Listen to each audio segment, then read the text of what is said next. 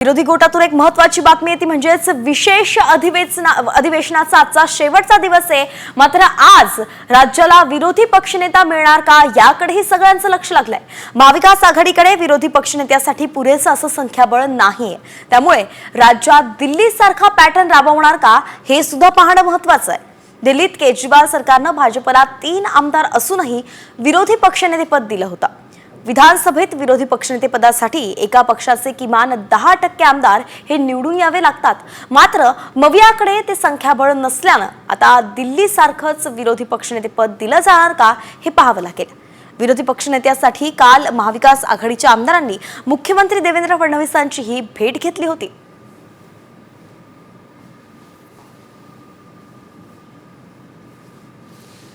तर सभागृहाच्या सदस्य संख्येच्या 10% आमदार आवश्यक असल्याचं कळतं। महाराष्ट्रात विधानसभा सदस्यांची एकूण संख्या 288 आहे।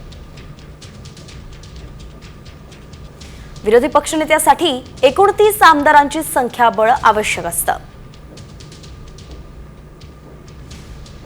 ठाकरे सेनेकडे 20 आहेत, काँग्रेसच्या 15 तर शरद पवारांच्या केवळ 10च जागा आहेत, 10च आमदार आहेत।